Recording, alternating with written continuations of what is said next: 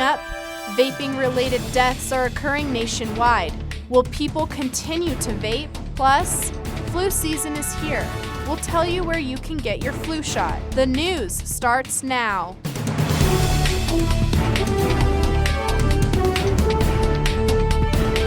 You're watching NAZ Today, Northern Arizona's local news. Good evening and welcome to NAZ Today. I'm Chelsea Parker. And I'm April Hettinger. Thanks for tuning in. E-cigarettes were supposed to be a healthier alternative to smoking traditional cigarettes, but that isn't necessarily the case, especially with the development of lung-related illnesses and even deaths taking place nationwide. Paige Kenny joins us live in the studio to give us more information on the potential dangers of e-cigarette use. Paige? The e-cigarette craze began when products like Juul hit the shelves in 2007, replacing tobacco smoke with vaporized nicotine in a variety of different flavors. E-cigarettes were initially marketed as a healthier substitute for smokers trying to quit, but there was never any proof vaping was safer. And recently, some e-cigarette smokers have developed lung problems. We do have these newly identified vaping-related respiratory illness cases that have been happening across the United States. The commonality among them is that all of the people who are experiencing this have been known to use vape products. The Centers for Disease Control has reported a total of 26 deaths associated with the use of e-cigarettes or vaping. The vaping industry has marketed these products as tobacco cessation tools. However, they are not FDA-approved tobacco cessation tools. Some people who have heard of the outbreak have made the decision to quit altogether. After we heard all of those upcoming cases about it, I highly recommended them to stop, but they still do it. While some take these warnings to heart, others are still unable to quit. The nicotine, I just kind of developed an addiction for it, and I know about the possibilities, like what could happen, and I've known people that have been personally affected by it, like lung injuries, but I just always think, oh, it's not going to be me. And I think the people getting sick are the ones that smoke 7 packs a day kind of thing, so I think they're just trying to be more responsible about it. But Kanker says the recent scare about lung illnesses linked to vaping is reason enough to quit. I think with the new outbreak of the vaping-related respiratory illness, we're finding that it may not be a safer alternative to smoking cigarettes. The CDC currently recommends that people stop using e-cigarettes or vaping devices that contain nicotine, and those who are experiencing breathing problems or other symptoms should see a doctor. Paige Kenny, NAZ Today. Well, it's that time of the year again, flu season that is, and if you haven't gotten a flu shot already, now is the time. The Coconino County Health Clinic is providing flu shots to the city of Flagstaff. NAZ Today's Claire Sage joins us live for more. Claire? Along with the changing of leaves as we move into autumn, the flu has also arrived. Clinic Division Manager Sarah Schildecker says now's the time to get the shot. Influenza can start circulating as soon as September or October, so the sooner you get the vaccine, the sooner you're protected. The vaccine can take from 2 to 3 weeks in order to be effective, and although the virus may seem scary, it is not too difficult to understand. Immunization works by delivering antigen into the body, so those are actual viral particles that are inserted into the body. In the case of influenza, it's inactivated, so it's a killed version of the virus, and it cannot actually cause illness or disease. Anyone from the age of 6 months and up can receive the vaccine. Schildecker says those who get vaccinated are doing themselves and everyone else a big favour. On a population level, if you're protected, you're also protecting those around you. So that is really the impact of immunization, and we encourage as many people to be immunized as possible because that has a broader impact on the population as a whole. Appointments are available Monday through Friday, 8 to 5, and vaccines cost $30, but no one is refused if they cannot pay. Claire Sage, NAZ Today. The Navajo Nation Council has a new delegate after a special election. Cara Roselle Slater took office last Thursday representing 5 Navajo communities in the Arizona region of the reservation. Slater helped found the nation's first tribal college on the Navajo Nation, and he is replacing longtime lawmaker Nelson Begay. And on other note, the water is back on at the south rim of the Grand Canyon. A valve leak identified last week prevented water from being pumped between the Indian Garden North Pump House and the south rim. Park staff replaced the valve and restored service over the weekend. The park removed water restrictions but continues its normal water conservation measures. 5 people after a traffic stop on I-40 led to the discovery of 30 pounds of cocaine. It happened near Ash Fork. A police dog named Vader detected the smell of drugs and the van was searched. In addition to the cocaine, sheriffs seized about 5 pounds of heroin with a street value exceeding $1 million. The suspects, ranging in age from 19 to 47 years old, were booked into the Camp Verde jail, each on a $250,000 bail. Each of the suspects faced 9 charges, including endangering a 2-year-old boy who was in the vehicle with the drugs. One of Arizona's most popular spots to view the fall colors is a bit of a drive, but that isn't stopping visitors. There are so many guests, the Coconino National Forest is having to limit access to Lockett Meadow on weekends. People from all around Arizona flock to the Northland to get into that fall feeling and witness the changing of the leaves. So many people, in fact, that Coconino National Forest had to take steps to limit traffic. And we talk with every single driver that's going to be going up and down the road and explain how to drive the mountain safely. In a typical fall weekend, Lockett Meadow can have over 1,000 vehicles traveling up the windy roads, mostly to get pictures of the beautiful sights. It's kind of become an Insta-famous place. Lockett Meadow floods the social media timelines, bringing more and more people to the meadow, and that's not necessarily a good thing. It's the newly coined phrase, loving a place to death. You know, I mean, with the popularity comes an extra amount of use and wear and tear on the area. People are still encouraged to visit, but the weekend may not be the best time. If folks are able to come visit during the weekdays, it really is busy and we don't do any traffic management during the weekdays. But if they're able to avoid the weekends, that's the #1 recommendation for how to come visit up here. If you are planning a trip up here this weekend, the Forest Service just asked to please pick up after yourselves and be mindful of other visitors both on the road and on the trails. Ashley Myshak, NAZ Today. This upcoming weekend is probably the last weekend that the trees will be at peak colors, so Forest Service will no longer be monitoring the roads after Sunday. We all know to call emergency responders when they need help, but what is likely to be the one answering the call? We went behind the scenes to look at what it takes to work in a dispatch center.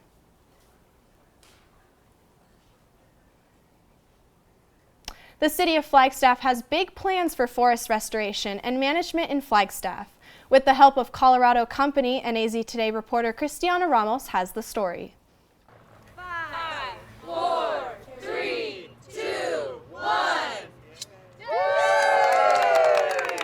A grand opening ceremony Wednesday for the new Flagstaff office of Market Forestry, a contractor helping to thin and manage forest land around the city. Coconino County Forest Restoration Director Jay Smith says Market Forestry played a big role in controlling the damage from this summer's museum fire. One of their specialties is some steep slope logging, which is something we don't have around here as far as the logging capacity to handle these steeper slopes like Mount Eldon. And as a flood control district in Coconino County, we're real concerned about those areas burning and then subsequently having the post-wildfire flooding. So we're trying to treat those steep acres, and Market Forestry is one of the few companies around that has been willing and able to come down here and contract with us to do that work. Market Forestry is a woman-owned small business based out of Colorado. Although the forests and trees in Flagstaff are similar to Colorado, there are some challenges that the team has faced during these projects. In general, you have heavier monsoon seasons with ground that gets mudded out. You've got fire seasons, a lot more intense fire season. So you really have a shorter work window here in this state than we have in Colorado. Opening a new office in Flagstaff suggests that the county plans for Market Forestry to be around for a long time. Smith says it's a new beginning for forest restoration. Cristiana Ramos, NAZ Today. The Chamber of Commerce, along with other community members, made an appearance at the event to enjoy some games, food, and beverages. Coming up, a pup is waiting for a home. Meet our pet of the week. Stay with us.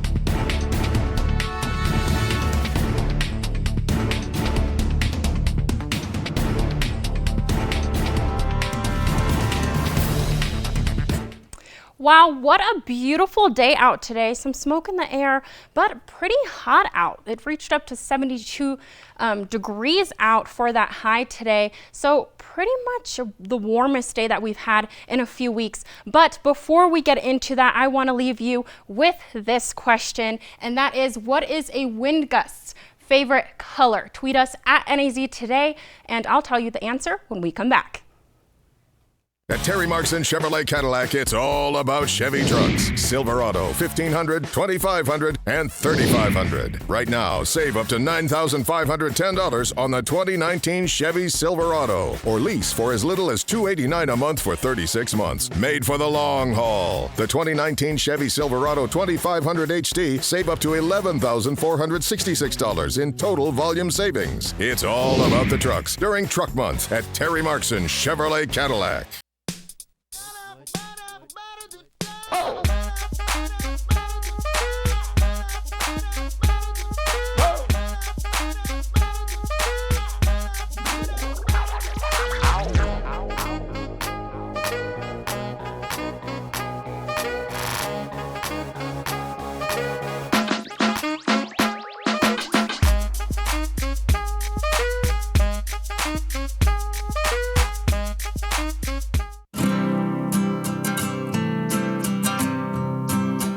Every day across America, excess food is gathered by a network of good people at local food banks, giving hope to millions of children who struggle with hunger. They've earned their wings, and you can too. Together, we can solve child hunger. Support Feeding America and your local food bank at feedingamerica.org. They call me Prince like I'm royalty or something. But the places I've lived ain't no palaces. So I don't need grilled salmon or a new scratching post. Just give me a cardboard box and a can of tuna and we're good. You can even change my name. I'm cool being the kitty formerly known as Prince.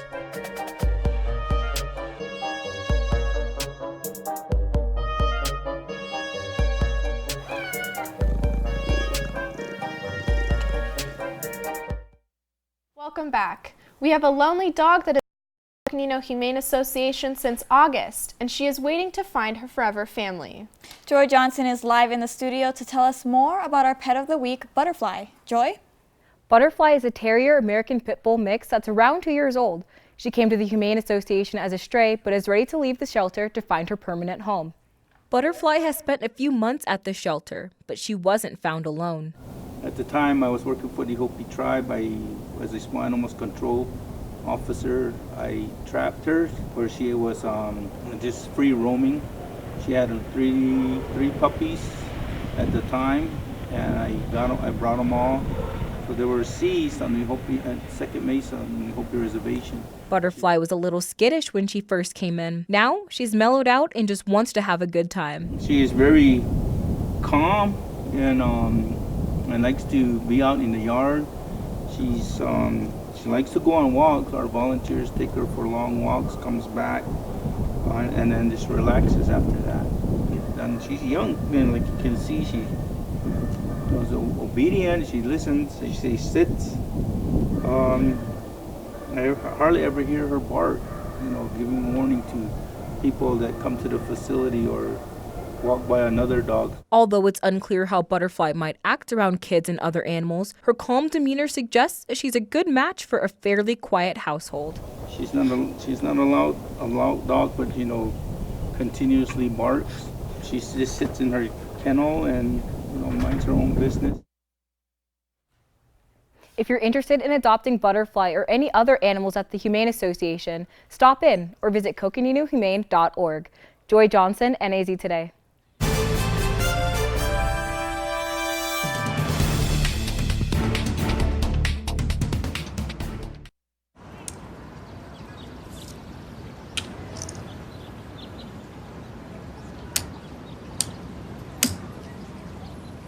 King me.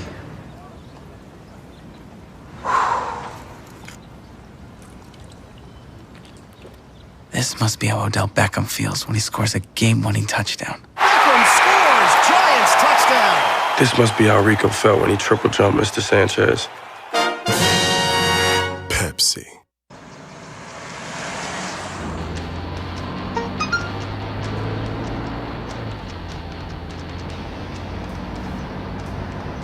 The average text takes your eyes off the road for nearly 5 seconds.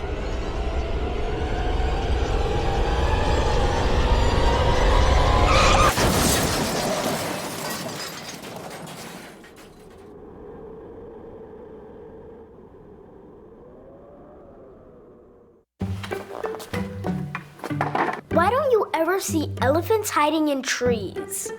Because they're really good at it.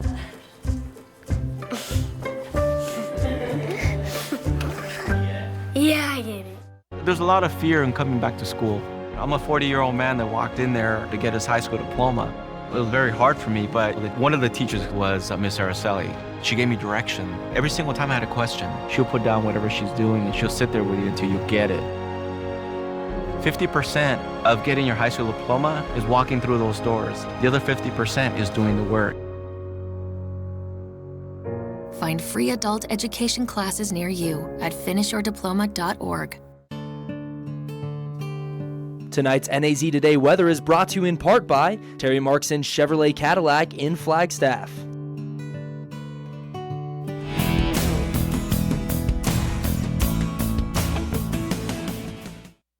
Good evening, Northern Arizona. I'm student forecaster Cristiana Ramos.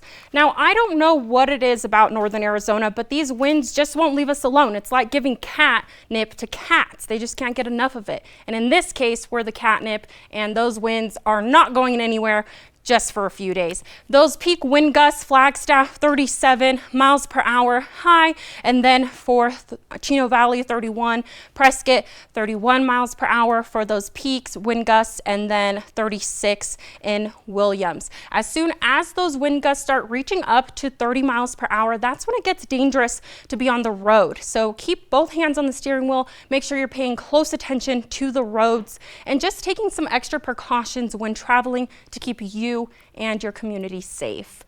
And taking a look at to date, that question that I asked you guys earlier, Christiana, what was the question all about? Okay, well, drum roll please, because I'm going to give you the answer. What is a wind gust's favorite color? The answer is blue. Get it?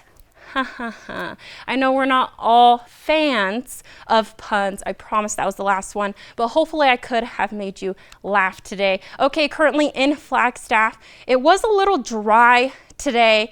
Drier air for September. On record, it was one of the driest and warmest Septembers.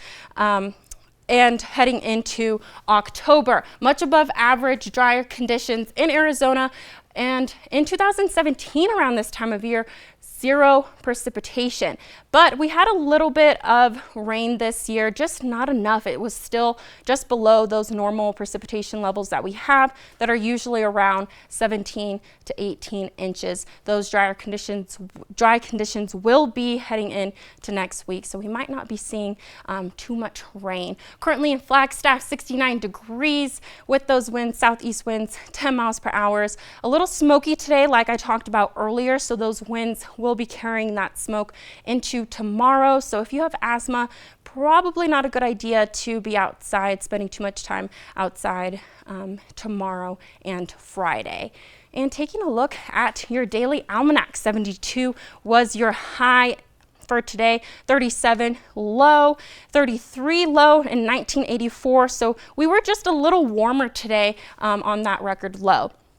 And on average, 62 degrees for that high and 31 degrees for that low. Sunrise, 6:34 a.m. And for your sunset, hopefully you got a chance, if you got a chance to look at the sunset at 5:49 today.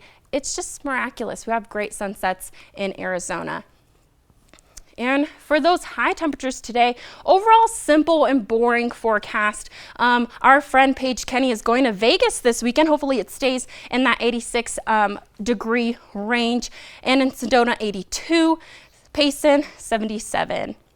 And tonight, partly cloudy, calm winds, 37 degrees for tonight. And tomorrow, those clouds start clearing out. It will be sunny, gusts up to 37 miles per hour, like I said, 67 for that high. So for my early birds, that will be up at 6:34 for that sunrise. Please don't blow away.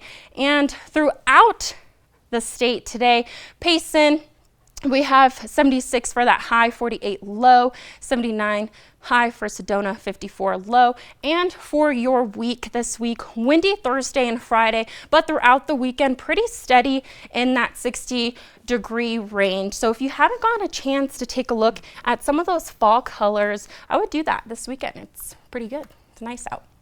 Well, hopefully the wind will die down a little bit. I'm kind of getting tired of blowing away all the time, but so am I. Yeah, at least the sun is out. That's all you can ask for. Well, Jasmine, what's going on in sports today?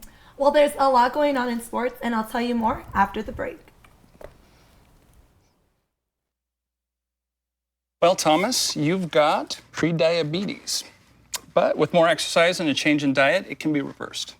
I've tried exercising. It just makes me hungry for bacon. I love bacon, too. And who really likes to exercise? Not me. Me neither. Nobody. So we're good? What? Oh, you still have prediabetes. Big time.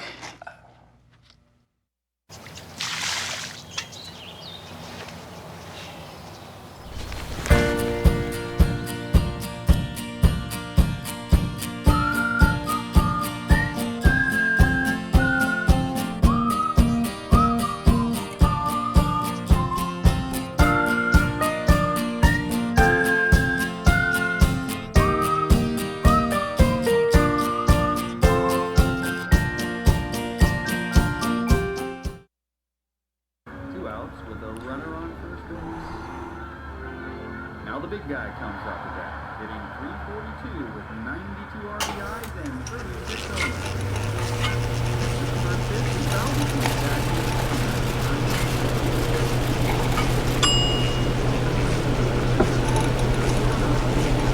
the Chill raw and prepared foods promptly. 1 in 6 Americans will get sick from food poisoning this year. Keep your family safer. Check your steps at foodsafety.gov.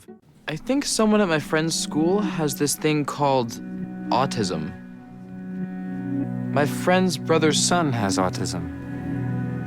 My neighbor's son has autism. My son has autism. Autism is getting closer to home. Today, 1 in 88 children is diagnosed with autism. That's a 1,000% increase in the last 40 years. Learn more at autismspeaks.org/signs.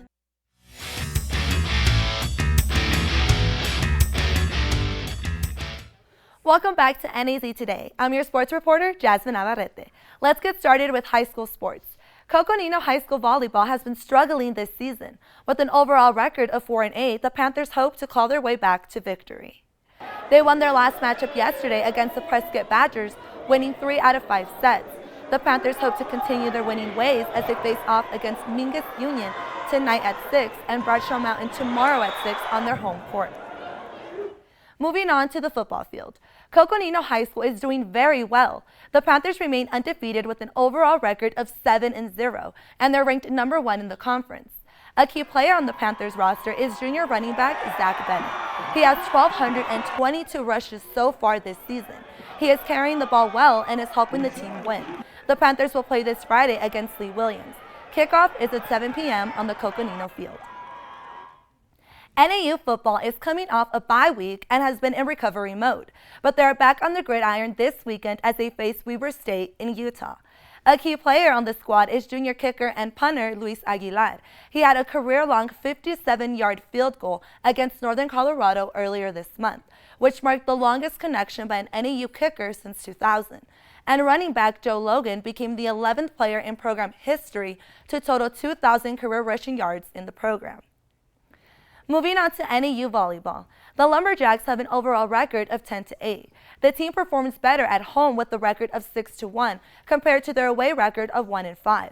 The team won their last matchup against Montana at home, but will be traveling to Idaho tomorrow to face off against the Vandals. They have a long road trip, so hopefully the Jacks can score a win. Now running onto the soccer field, NAU women's soccer is having a mediocre season. The Lumberjacks are hitting the road with a 1-1 record after this past weekend in Flagstaff.